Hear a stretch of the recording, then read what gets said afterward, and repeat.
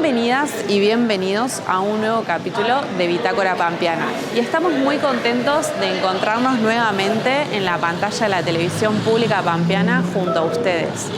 Hoy tenemos un programa muy especial, ya que hoy no vamos a realizar grandes distancias ni recorrer muchos kilómetros, sino que nos vamos a quedar en la ciudad de Santa Rosa para reflexionar y aprender sobre una parte de la historia argentina. Nos encontramos en la Universidad Nacional de La Pampa, es por eso que van a escuchar mucho bullicio de fondo y es porque creo que nos encontramos durante un descanso.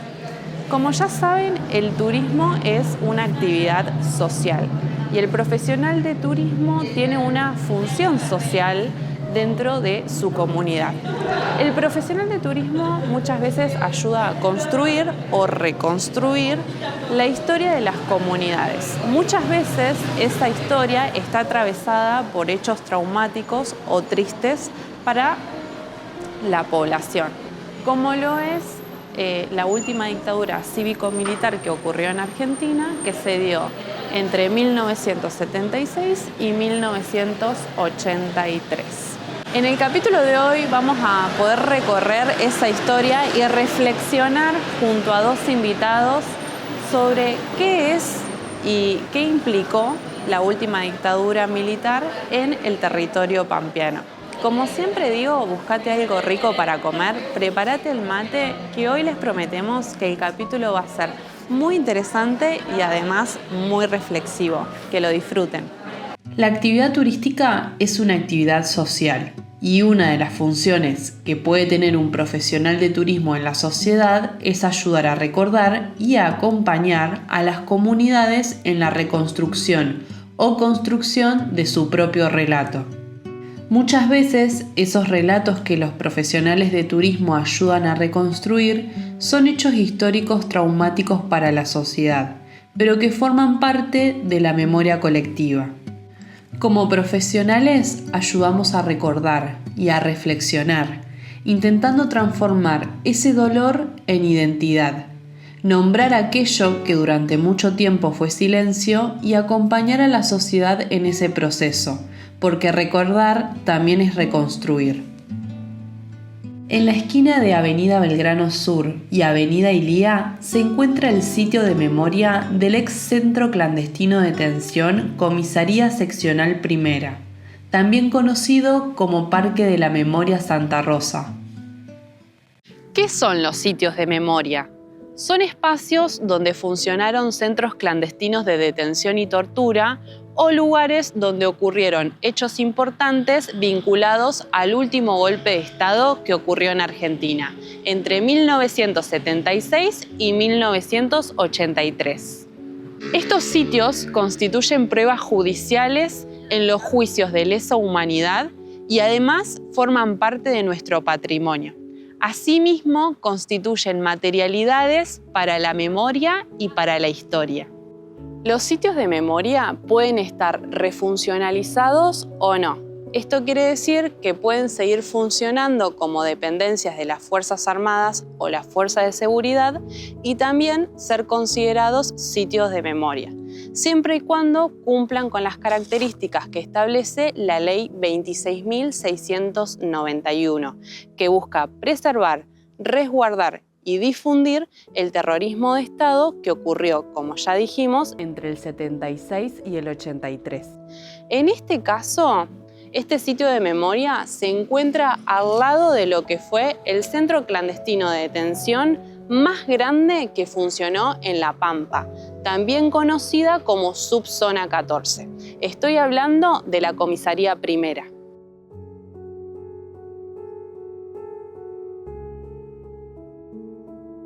En uno de los lugares más cotidianos y transitados de la ciudad de Santa Rosa, a orillas de la laguna Don Tomás, se alza un monumento que invita a la reflexión y a hacer una pausa.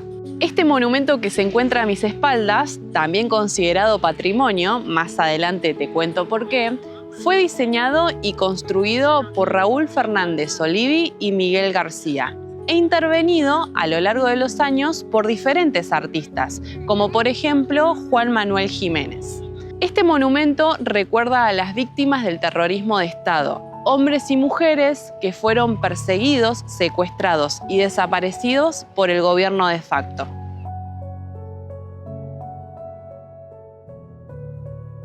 ¿Y por qué hablo de patrimonio? Bueno, justamente por esas intervenciones que realizaron los artistas.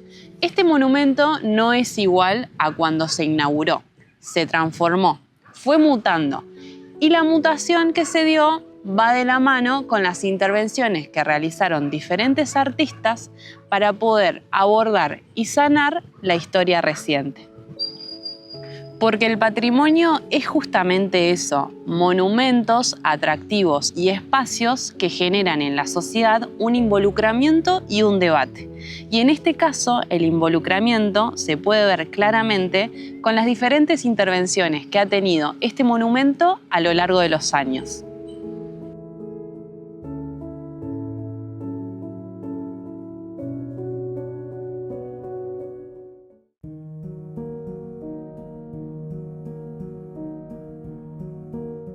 Si recorremos la historia más reciente del edificio que se encuentra a mis espaldas, encontraremos su etapa militarizada. En 1980 comenzó a albergar el comando del Cuarto Cuerpo del Ejército Argentino. En 1991, tras su disolución, en esta guarnición se instaló el comando de la 10ª Brigada Mecanizada. Sin embargo, la historia de estos muros comienzan muchísimo antes. Este edificio fue concebido originariamente para funcionar como una escuela hogar, pero fue apropiado por el ejército argentino durante la última dictadura cívico-militar para funcionar como base de operaciones. La escuela hogar fue en 1977 la única institución educativa primaria intervenida por el gobierno de facto. Esto implicó la persecución de la comunidad educativa, la detención y expulsión del equipo directivo, así como también la pérdida de un espacio profundamente comunitario y participativo. El edificio, diseñado y construido como escuela primaria, fue luego expropiado por el Ministerio de Defensa para instalar allí el Cuarto Cuerpo de Ejército, en un predio que hasta ese momento albergaba a unos 800 alumnos. Con el regreso de la democracia comenzaron los reclamos por su restitución al ámbito educativo, no solo por su función original, sino también por su valor como patrimonio cultural de los pampeanos. Desde entonces, la historia del edificio ha estado marcada por avances y retrocesos. A pesar de los reclamos, hoy continúa funcionando como base del ejército argentino. Y así, entre memorias que resisten y sentidos que se disputan, este edificio sigue en pie, como testigo de lo que fue, de lo que aún es y de lo que aún queda por resignificar.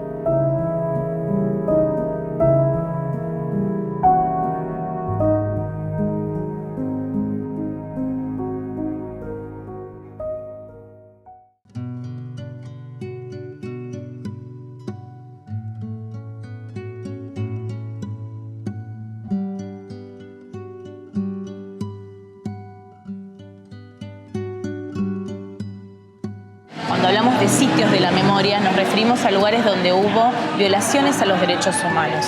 Y si hablamos de sitios de la memoria, podemos pensar, por ejemplo, en la primera, la comisaría primera, que queda al costadito del Parque de la Memoria.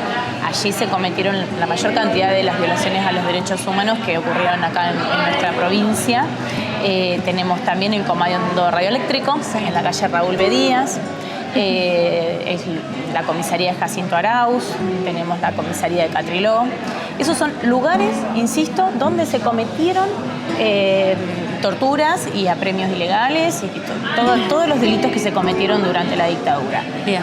Cuando hablamos de lugares o espacios de la memoria, ya con eso queremos referirnos a lugares donde ocurrieron hechos significativos para la democracia, donde no se violaron derechos humanos, sino todo lo contrario, pero donde ocurrieron cuestiones relacionadas con lo que pasó durante el golpe de Estado. Por ejemplo, sin ir más lejos, esta casa que estamos acá en el hall exterior de la Universidad Nacional de La Pampa. Este sería un sitio emblemático de la memoria, un espacio emblemático de la memoria, porque aquí se juzgaron a quienes cometieron las violaciones estas terribles a los derechos humanos. También podemos hablar en el Colegio de Abogados, allí se hicieron los juicios, también otra etapa de los 3 juicios que tuvimos en la provincia de La Pampa para juzgar a quienes habían torturado a nuestros pampeanos y pampeanas. Se me ocurre, por ejemplo, el monumento que tenemos en La Laguna, que año a año lo van interviniendo diferentes artistas y donde todo alrededor están escritos los nombres de los desaparecidos. También, por ejemplo, nuestro sitio emblemático de la memoria, que es el Parque de la Memoria, que allí eso se construyó específicamente al lado, digamos, de la comisaría primera, para que sea un lugar de reflexión, donde también en las paredes tenemos los nombres y los apellidos de quienes sufrieron torturas y quienes hoy están desaparecidos. Entonces es sumamente importante ponerle a estas víctimas un nombre y un apellido, ¿no? Porque es una manera también de traerlos siempre junto a nosotros.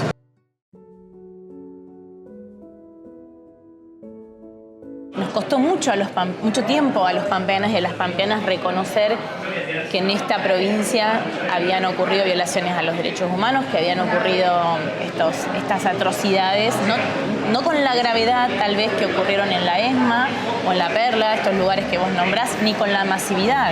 Estos lugares que vos nombrás son sitios donde pasaron miles y miles de personas y se cometieron los más graves delitos para la humanidad. Entonces, de lo que primero nos enteramos fueron de esos casos y como en estas sociedades tan chiquitas, somos tan pocos y todos nos conocíamos, yo creo que costó mucho más que las víctimas contaran lo que les había pasado, primero y principal. Y segundo, contaran quiénes habían sido, quienes habían ejercido semejante violencia contra ellas mismas. Recordemos que los juicios no fueron hace tanto tiempo, entonces bueno, me parece a mí que tuvo que ver con esto, con la cercanía, con cruzarse en la calle con quien había sido tu victimario. Entonces, me parece que gracias a las organizaciones de derechos humanos, gracias a el fuerte compromiso de cada uno de los gobiernos que ha tenido nuestra provincia, con lo cual lo digo con mucho orgullo, porque no ha pasado lo mismo en otras provincias. Yo cuando tengo reuniones federales puedo comparar los procesos de memoria que han ocurrido en cada lugar de nuestro país y han sido bastante diferentes. Nosotros tenemos el orgullo de que en nuestra provincia esto fue una política de Estado que atravesó desde el 83 a la fecha, con distintas acciones que tenían que ver con el momento histórico y político que estábamos viviendo. Y finalmente podemos decir que quienes fueron sentenciados como culpables hoy se encuentran cumpliendo las condenas que deben cumplir por las atrocidades que cometieron, insisto, porque la verdad que los delitos que ellos llevaron adelante contra personas como nosotros y nosotras realmente no se pueden llamar de otra manera.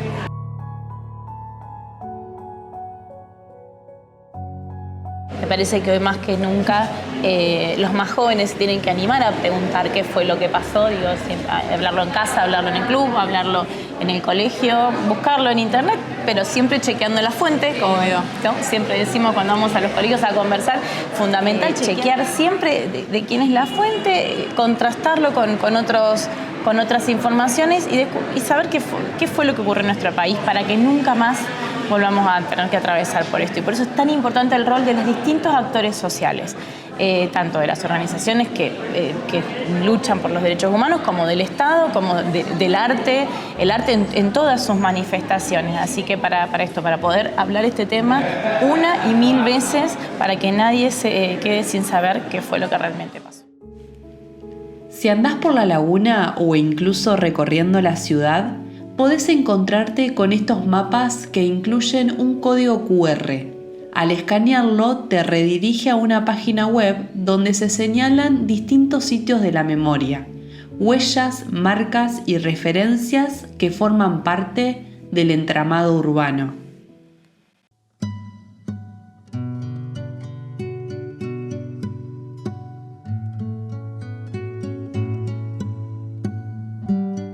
Bueno, nos encontramos con Oscar Gatica, que yo utilizaría 2 palabras para definirte, pero preferiría que vos lo hagas también después. Ajá. Como militante y escritor, ¿cómo te definirías vos? Y yo me defino en principio como militante. Bien. Y lo de escritor, no sé, será alguien que se animó a escribir, diría. Bueno. ¿Viste? Alguien que se animó a escribir sobre la historia y el tiempo que vivió. Bien. Entonces, por ahí vendría mi definición, pero básicamente un militante. Y allá por el año 1999 hice un curso de escritura en la APE, en la Asociación Pampeana de Escritores, y ahí ya me animé más a escribir, entonces ya escribí algún cuento, algún relato, alguna poesía. Ese fue mi primer intento más o menos serio.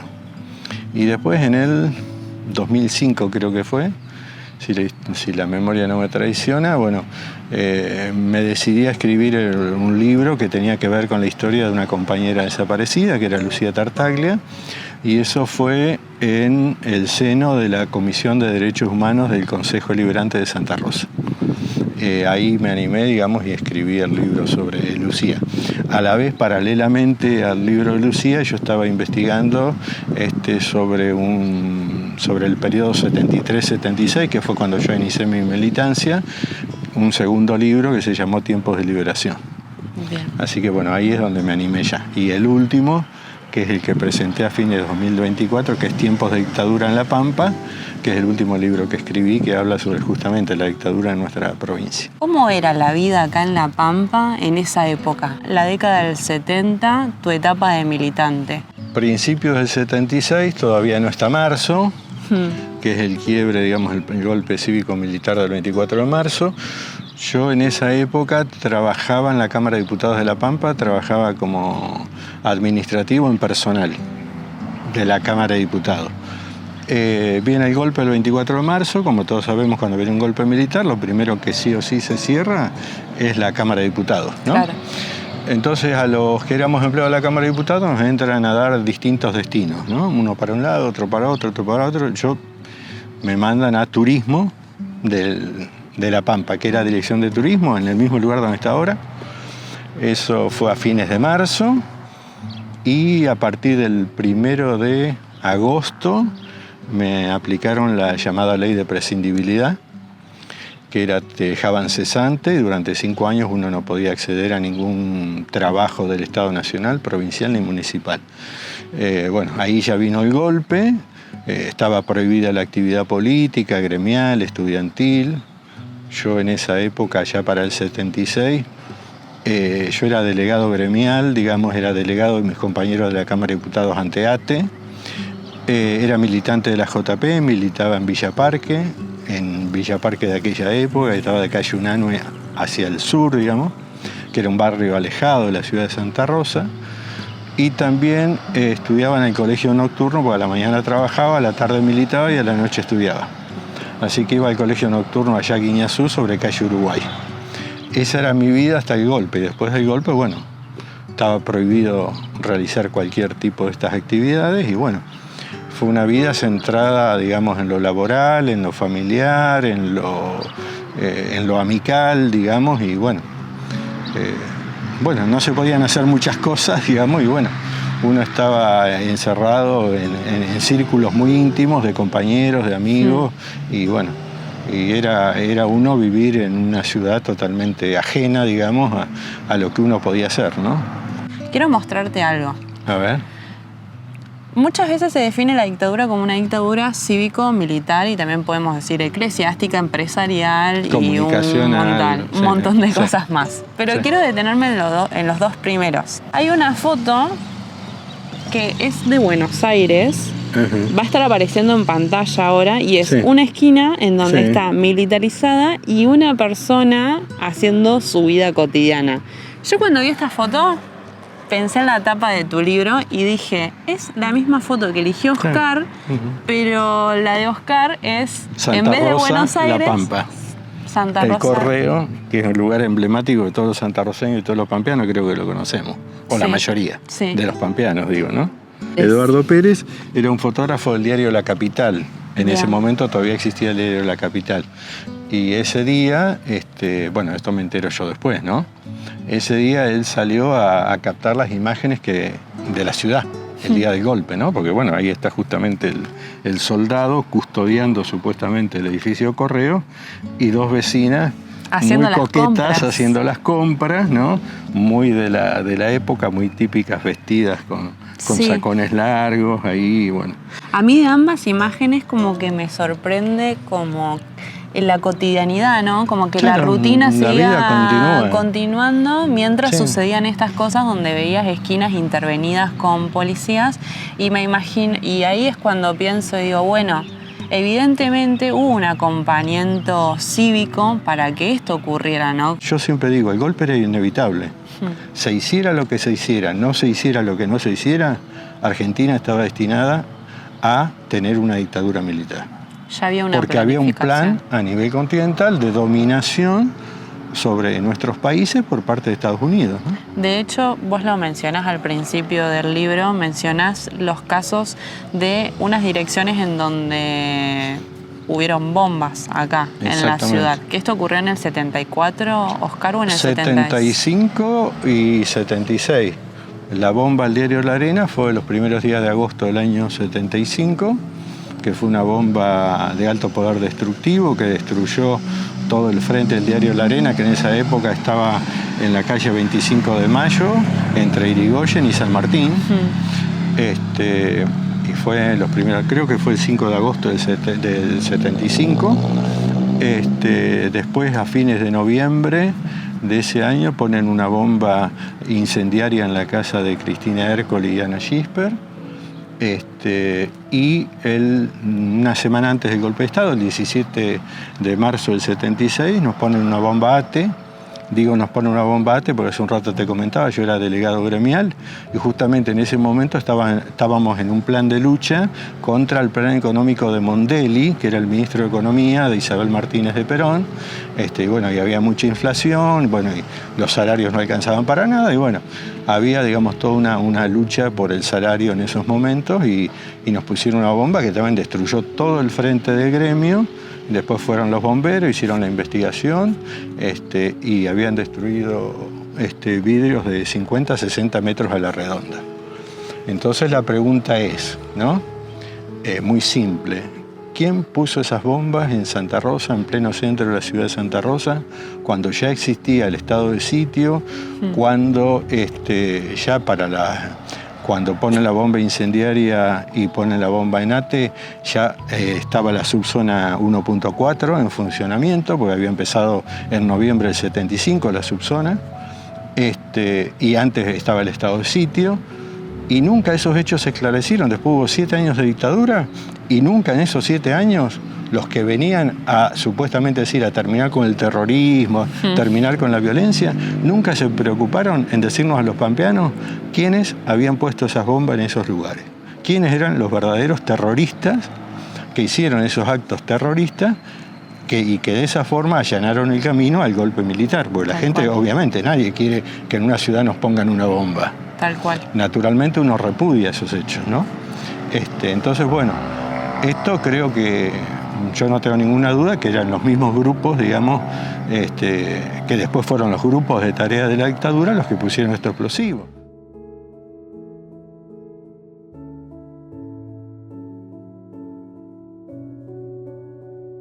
Recordar el 24 de marzo desde nuestro territorio es reconocer las huellas que ha dejado este hecho en nuestro cotidiano y en el entramado de nuestra ciudad.